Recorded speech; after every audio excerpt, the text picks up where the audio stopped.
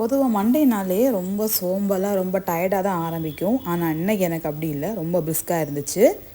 காலையில் எழும்பி அஃபிஃப்க்கு லஞ்செல்லாம் பேக் பண்ணிவிட்டு ஸ்நாக்ஸுக்கு வந்து கடலையும் எள்ளு உருண்டையும் வச்சுருந்தேன். அப்புறம் அவனை குளிப்பாட்டி ரெடியாக்கி விட்டுட்டுருந்தேன். அவனுக்கு வந்து காலையில் ஆப்பமும் கடலைக்கறியும். இந்த கடலையை வந்து அவனுக்கு வயிற்றில் ஏற்றுறதுக்குள்ளால எனக்கு பெரிய டாஸ்க்காக இருக்கும்.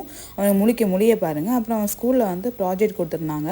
இந்த ப்ராஜெக்டை வந்து பக்கத்து வீட்டு பிள்ளைகிட்ட கொடுத்து அழகாக பண்ணி கொடுத்துருந்தா. பார்க்கவே அழகாக இருந்துச்சு. நம்ம ஸ்கூல் படிக்கும்போதெல்லாம் அந்த ப்ராஜெக்ட் அப்படிங்கிறது ஒன்றுமே கிடையாது. இப்போது வாரத்துக்கு ஒருக்கா மாதத்துக்கு ஒருக்கா ப்ராஜெக்ட் நம்ம உயிரை தான் வாங்குவாங்க.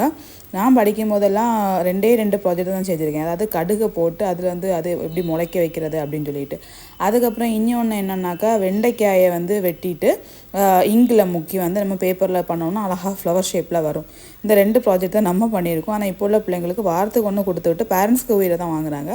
ப்ராஜெக்ட்டு பிள்ளைங்கள பண்ண வைக்கணும். இது என்னென்னா பேரண்ட்ஸ்க்கு ஒரு இதாக இருக்குது. சரி, அவனை ஸ்கூலுக்கு அனுப்பி விட்டுட்டு அப்புறம் மீன்காரன்னா மீன் கொண்டு வந்தாங்க. மீனும் வாங்கிட்டு அப்படியே வீட்டு பக்கம் வந்தாச்சு. ஆனால் வேலையெல்லாம் முடிச்சு மீன் நாளைக்கு.